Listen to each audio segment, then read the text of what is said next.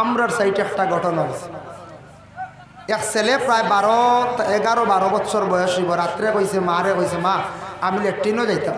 মায়ে লইয়া গেছেন, মা বাইরে, ছেলে গিয়া ঢুকছি। হঠাৎ মায়ের চিৎকার শুনছন, খালি মা মা কইছি, উপর দিকে আওয়াজ শুনছন। মায় গিয়া দেখুন লঙ্গি জাগাত রইছে এই আপনার টয়লেটও, আর ছেলে নাই। মা চিৎকার দিছন গভীর রায়, এমন চিৎকার দিছন দেওয়ার লগে লগে সারা এলাকার সব মানুষ জমা হয়ে গেছে। কত উলামায়ে কেরাম হল জমা হইলাম, কত তাওয়িজাতর মেসা বগল জমা হইছন, সেও কিন্তু হওয়া সম্ভব নাই। এর মধ্যে একজন মেসা বাসলা খুব বেশি তান গুণ চালাইতা তবিবাত করতাম। মেসাবে তান ধ্যান মুক্ত কইছন, ফরিস্তানো ফরি হলে লইয়া গেছেন গিয়া ছেলেটা খুব বেশি সুন্দর আসলো, তার সুন্দর লাগে। পড়া শেষ হইয়ালে সামান্য পানি বাকি রয়েছে, ও পানি উঠেন রাখিও। এই পানির মধ্যে তুমি তেন 7 বার সূরা ফাতিহা পড়িও। যে ওয়াস্তে পড়িবা, যে বেমারের ওয়াস্তে পড়িবা, এই অজু পড়িয়া ফাজিল বাকি যে পানি রইব, এই পানি ফুটান খাইলে বেমারের শিফা হয়ে যায়। সুবহানাল্লাহ। এর লাগে অজু পড়িয়া যদি ফাজিল পানি যে উঠান রইব, সূরা ফাতিহা 7 বার পড়িয়া এই পানি উঠান যে বেমারের ওয়াস্তে যেন খাইবা, বেমারটা আল্লাহ শিফা দিলা। 2 নম্বর, কোন মেসা বগলার কাছে গেলেন, মেসা বগলে জানাইন বলে যে মসজিদের মধ্যে অজু পড়ায় বেশি, যে মসজিদের পানিটা খুব বেশি পবিত্র পাক, জুতা ডুবানি হয় না, যেসা মানুষে গোসল করেন না, যে কোনো না পাকি জিনিস দৌত করা হয় না। এই পুষ্করিণীর পানিটা আনো, এই পুষ্করিণীর পানিটা খেনে খাওয়া হয় বলে ও কারণে খাওয়া হয়, ও কারণে খাওয়া হয়। এই পুষ্করিণীর মধ্যে বেশিরভাগ মানুষে কি করেন বলে অজু করেন, অজু করনেওয়ালা পুষ্করিণীর পানি পর্যন্ত বেমারের শিফা হয়ে যায়। এর লাগি মসজিদের পুষ্করিণীটা খুব পাক হালতে আমরা রাখি আনি, কেউ জুতা ডুবাইনি, জি না, ডুবাইতা না। এবং কোন জায়গার মধ্যে দেখো ইলা কোনো একটা কুয়া আছে, যে কোনো মেসাবে হইয়া দেন বলে কুয়ার পানিটা তুমি দেন তুলিয়া লইয়া আইও, বলে কুয়ার পানি খেনে আনিব। কুয়ার দেখুন জানি কোনো নাপাকি জিনিস যেসা জায়গাত পড়ে না, পড়েনি যায়, জি না। যে কুয়ার মুখ খোলা থাকবো আমরা ডাকিয়া রাখি, যদি কোনো কুয়ার যদি মুখ খোলা থাকে আর এই কুয়ার মধ্যে কিন্তু কোনো এমনি আবর্জনা পড়েন না, কেউ খারাপ কোনো জিনিস ফালাইতে হয়, এই কুয়ার মধ্যে কি হয় বলে আল্লাহর রহমতর ফরিস্তা হলে রহমত যখন রাত্রির শেষ ভাগে বাটিয়া যায়, রহমতর অংশ হয়। পানি সানিবার আগে এই পানি যদি কেউ তুলিয়া আনন, এই পানিটা আবার বেমারর শিফা। সুবহানাল্লাহ। কইনানি মেসা গেলে খাওয়া ডাকিবার আগে পানি উঠে না, কইনানি এই পানি সানিবার আগে এই পানি উঠান যদি কেউ আনন, এই পানি উঠান বেমারর শিফা। এখন দেখো কোন পানির দ্বারা অজু হইত না বলে ও পানির দ্বারা অজু হইত না। কোন পুষ্করিণীর পানি দেখবা কালার বদলে, এমন একটা পুষ্করিণী আছে যে পুষ্করিণীর মধ্যে দেখবা হঠাৎ কয়েকদিন পরে পানিগুলা একবারে সবুজ হয়ে গেছে গিয়া, একবারে খসুয়া হয়ে গেছে গিয়া, আরো কয়েকদিন পরে পুষ্করিণীর পানিগুলা দেখতে পাইবা একবারে গুলা হয়ে গেছে গিয়া। ইলা কোনো পুষ্করিণী পাইবা। যদি দেখুন বিভিন্ন কালার ধরছে পানির মধ্যে, জানিয়া রাখবা পুষ্করিণীর মধ্যে নিশ্চয় কোনো 200 ভাইলিছে, কোনো আসরে ভাইলিছে। এর লাগে কোনো জাননেওয়ালা আমলিয়তর কোনো সাবর কাছ থেকে, কোনো আলিম সাবর কাছ থাকিয়া পুষ্করিণীর সেই দুষ্টা সরাইবার লাগে তবিবাত আছে, তবিব হলে দুষ্টা গাড়ে বলে পানির মধ্যে দুষ খেনে হয়, কিভাবে হয়। হায়াতুল হায়াওয়ানুল কুবরা কিতাবের মধ্যে আল্লামা কামালউদ্দিন দমিরি রহমাতুল্লাহি তাআলা আলাইহি আনজন লেখছেন যেন বলে জিন্নাত হইলা 3 প্রকার, 3 গ্রহ। এক গ্রহ জিন্নাত উপর দিকে মানে তারা চলে, আরেক গ্রহ জিন্নাত চলেন মাটি ভরে, আরেক গ্রহ জিন্নাত তখন মাটির নিচে পানির মধ্যে তাকি যায়। যার জন্য অনেক পুষ্করিণীর মধ্যে এই ধরনের জিন্নাতে আসর করার কারণে পানির মধ্যে বিভিন্ন কালার ধরিলায়। ইলা যদি কোনো কালারিং পুষ্করিণী থাকে, এটা ক্ষতি আছে। আউরি নাপাকি আলতে পড়লে, সেও যদি নাপাকি আলতে পড়ে কোনো পুরুষ হয়তো কোনো শরীরটা পাক হালত নাই, হঠাৎ গিয়া ফুসকুরির মধ্যে জাপ দি ফরসন গিয়া ফুসকুরির মধ্যে গোসল হড্ডাপ জানিয়া রাখবা সেই দুষে পাইলেই তো পারে। আর মা বন্দার প্রতি মাসের মধ্যে যতদিন বেমার থাকবো এই ফুসকুরির মধ্যে ফড়িয়া গোসল না করা খান বালাম কোনো 200 পাইতে পারে। এল্লাই কোনো মা বোন এই ধরনের রোগে পাইলা বলে জিন্নাত লাগি গেছে, বিভিন্ন ধরনের অসুবিধা হয় দোষকৃত পুষ্করিণীর মধ্যে সেই সময় পড়িয়া গোসল না করা বালা। এখন দেখো যারা বাড়ি ঘরের মধ্যে টাকা পয়সা আছে, বাথরুম আমরা এক ঘুরে বানাই লইছি, মনে করো টাকা পয়সা আছে, বাথরুমের মধ্যে অনেক সময় প্রশ্ন করার মানুষে বাথরুমের মধ্যে গোসল করা হয়, অজু ফড়া জায়েজ আছে নি বলে হ্যাঁ জায়েজ আছে। যে বাথরুমের মধ্যে হাম্মাম খানার মধ্যে গোসল করেন, গোসলের পানি যেদিকে যায় এই দিকে আপনার অজুর পানি গেলে কোনো বাধা নাই, কিন্তু অজুর পানি ফুটান বিশেষ করিয়া আপনার খারাপ ট্যাঙ্কির মধ্যে কোনো সময় না ফালা খেনানো না ফালা নেখানো দেখছি গিয়া বেহতর। এখন কোনো মানুষে প্রশ্ন করলো বলে বাথরুমের মধ্যে তো কোনো মানুষে গোসল করলে উলঙ্গ অবস্থায় করা যায় আসেনি, উলঙ্গ অবস্থা করতে পারবো নি। হ্যাঁ যদি কেউ করে তার ক্ষতি আসেনি বলে হ্যাঁ ক্ষতি আছে। ইজা সামাউন ফাতারাত এই সূরার একটি আয়াত আছে কিরামান কাতিবিন, এই আয়াতের ব্যাখ্যার মধ্যে আনজন কোনো হাম্মামখানার মধ্যে বাথরুমের মধ্যে কোনো বান্দা বান্দিরা যদি গোসল করতে সময় যদি একবারে যদি উলঙ্গ হয়ে যায়, লজ্জার কারণে শরমর কারণে নিজের খান্দতে 2 ফরিস্তা শোন কিরামান কাতিবিন 2 জন ফরিস্তা মানুষের কাছ থেকে সরিয়া যান গিয়া। অতএব যারা এই হালতে একবারে উলঙ্গ অবস্থায় যদি বলে কেউ দেখেন না বাথরুমে গোসল করেন, এরার কি হইব বলে এরার মানে গরিবিও দেখা দিব, এরার হায়া শরম জমিনটা কি উঠি যাইব, যার কারণে এরার কাছে ফরিস্তা হলে লানত দেন যারা এই হালতে গোসল করেন।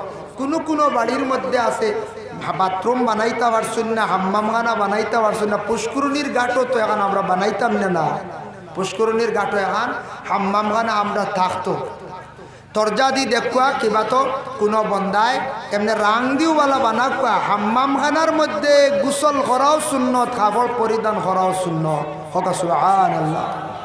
এই সুন্নতর প্রতি আমরা অনেকে খেয়াল করি না।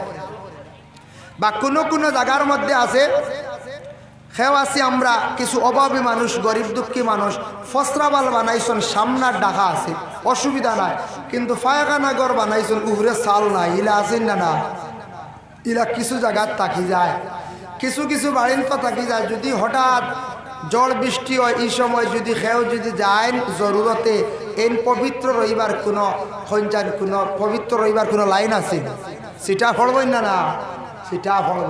তবে আমি একটা ঘটনা আপনারা সামনে আনিয়া ও ঘটনাটা কইও আমি সংক্ষিপ্ত আকারে যাই মুখে আমার আয়াতে করিমাত, যার জন্য আজ থাকি 35 বছর আগর একটা ঘটনা হইয়া বাস্তবে ঘটনা। আমরা দেশের কিছু মানুষে কন্যানি অত সুন্দর এক মানুষ গলা বা ফিক যাইতে দেখা যায়, কন্যানি মানুষ জীবনে দেখলানি ফিক যাইতে গে, হ্যাঁ ইতে একটা মাত মানছে কই না। যত সুন্দর মানুষক টান গলা বা ফিক যাইতে কোনোদিন দেখা যাইতো না, বাদ যাইতে দেখা যাইতো না, ঘুষ যাইতে দেখা যাইতো না, এটা মানছে একটা কথার কথা হোক। আরেকটা কোন কি জানি অত সুন্দর মানুষ টুকি মারলে রক্ত বার হইত, মারিয়া তখন জানি বক্সিন মারিয়াও বার হইত না রক্ত, বহুত শক্ত চামড়া মানছে। এর লাগে যে খোলা যেন পায়খানা যেটা আছে সেও বাগুড়া দিয়া ওলা বানিয়ে রাখি না খোলা উপর, কিন্তু পায়খানার উপরটা ডাকা থাকতো। 35 বছর আগের ঘটনা হয়, তখন আমি একবার ছুটো আসলো, আমরা বাবাই গল্প করছো। এখন কোর মতো সোশ্যাল মিডিয়া না আনলে দেখলা অনেক খবর পাইলা অনেক। আমরার সাইটে একটা ঘটনা হয়েছে, এক ছেলে প্রায় 11-12 বছর বয়স হইব, রাত্রে কইছে মারে কইছে মা আমি লেট্রিনও যাইতাম, মায়ে লইয়া গেছেন, মা বাইরে ছেলে গিয়া ঢুকছি, হঠাৎ মায়ের চিৎকার শুনছ খালি মা কইছি, উপর দিকে আওয়াজ শুনছন মায় গিয়া দেখুন লঙ্গি জায়গাত রয়েছে এই আপনার টয়লেটও আর ছেলে নাই। মা চিৎকার দিছন গভীর রায়, এমন চিৎকার দিছন দেওয়ার লগে লগে সারা এলাকার সব মানুষ জমা হয়ে গেছে। কত উলামায়ে কেরাম হল জমা হইলাম, কত তাওয়িজাতর মেসা বকল জমা হইছন, সেও কিন্তু হওয়া সম্ভব নাই। এর মধ্যে একজন মিয়া সাহেব আসলা খুব বেশি তান গুণ চালাইতা তবিবাত করতাম।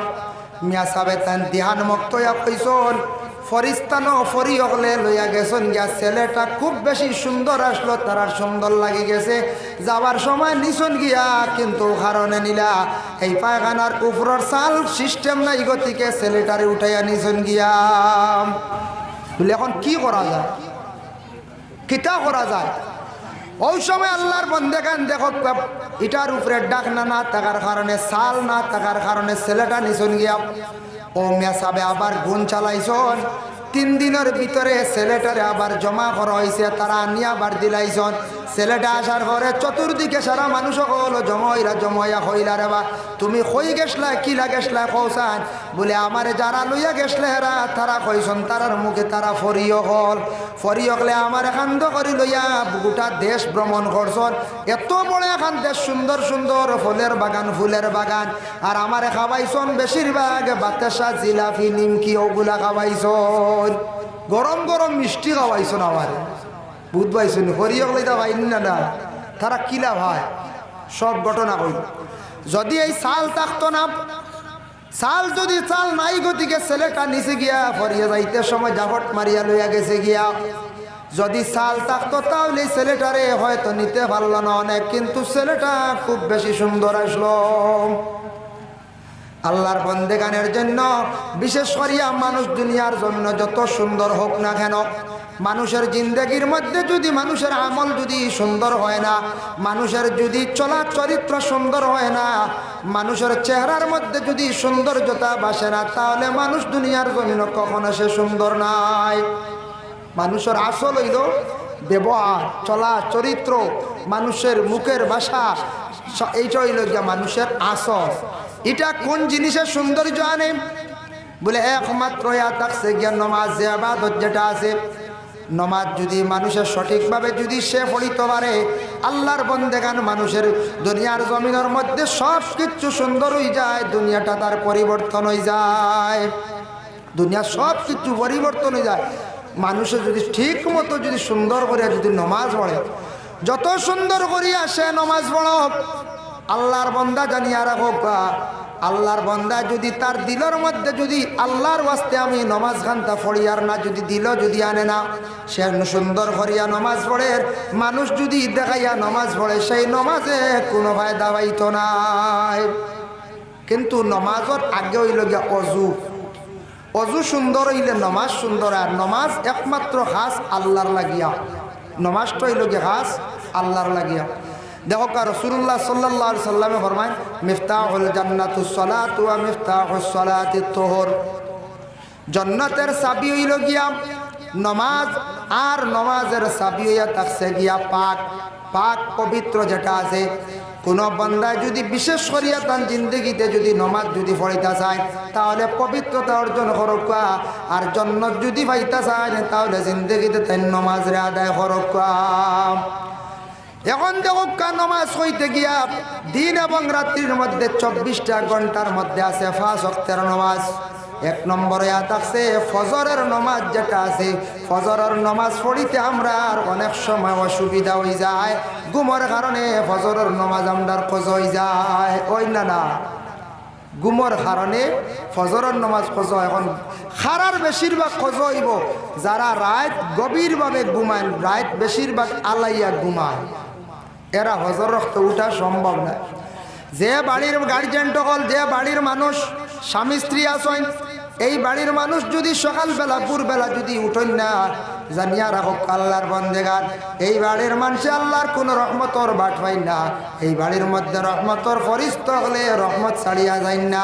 এই বাড়ির মানুষের রুজি রোজগারের মধ্যে উন্নত হইত না, যদিও রুজি করণ এগুলা ধরা দিত নাই। ঘরের মধ্যে গার্জেন যারা আছেন, মা বাবা সকালবেলা যদি উঠন সন্তানাদি হল উঠিবা, মা বাবা যদি উঠন না তাহলে সন্তানাদি হল সকাল 7টা পর্যন্ত মা বাবার লগে চুড়ি মারি ঘুমাইবা, ঘুমাইবাই না ঘুমাইবা। এর লাগে ঠিক ফজরের ওক্তে যদি উঠিতে পারেন ফজরের নমাজ যদি পড়েন। এখন দেখো ফজরের নমাজত ওক্ত হইল গিয়া আউয়াল ওক্ত আল্লাহর রাসূল সাল্লাল্লাহু আলাইহি ওয়াসাল্লামে জামাতের সহিত নমাজ পড়াইছেন। সাহাবায়ে কেরাম বলে কইছেন রাসূলুল্লাহ নমাজ পড়ানির পরে ওলা অন্ধকার রইছে, একজনে আরেকজনকে চিনছিও না। পয়লা এক। 2 নম্বর রওয়ায়াত আইছে রাসূলুল্লাহ সাল্লাল্লাহু আলাইহি ওয়াসাল্লামে নামাজ পড়াইছেন, পড়ানির পরে পূর্ব দিকে দেখছেন ফর্সা হয়ে গেছে গিয়া সূর্য উঠি যার। এইভাবে মোস্তাবি ওক্ত গিয়া কি করেন বলে অনেক মসজিদের ইমাম সাহেব হলে নমাজ পড়ার এই সময়ের মধ্যে নমাজ পড়াইল গিয়া মুস্তাহাব। তবে অতটুক ফায়সালা থাকতো এক জমাত বেড়া লাগি গেলে আরেকবার জমাত করার সময় সুযোগ থাকতো। ফজরের সুন্নতি কিরাত কোনটা? কুলিয়া আর কুল হু আল্লাহ। ফজরের সুন্নত নমাজটা ঘরের মধ্যে পড়িয়া যাওয়া বাবা, আর একটা সুন্নত ইমাম সাহেব যদি ঘরের মধ্যে সুন্নত পড়িয়া গিয়া যদি খালি ফরজ পড়ায় একটা সুন্নত আদায় করলা, যার কারণে আমরা দেশ ইমাম সাহেব হলে ঘর অনেক সময় সুন্নত পড়েন না বলে এখানে কিছু মানুষের ধারণা করবা ইমাম সাহেব সুন্নত পড়েন না, ওলা মনে হয় যেতে পারে হইবা আমরা এক মেসা নমাজ পড়েন না, সুন্নত বিলকুল পড়েন না, আইও হাড় হয়ে যায় হইবাই না।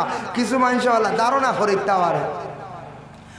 ফজর আর সুন্নত আর ফরজর মাঝখানো সুন্নত পড়িয়া ফরজর মাঝখানো যদি কোনো আল্লাহর কোনো বন্দায় এক বৈঠকে মানে ফজরের সুন্নত তাই পড়ি লাইলাম আর ফরজর মাঝখানো কোনো দমে মারা রুগী বাচ্চারার যেন দমে মারা শ্বাসরোগ ধরে যেন আমার এক উস্তাদে শিখাইছেন, আপনারা ভাললে আমল করবা।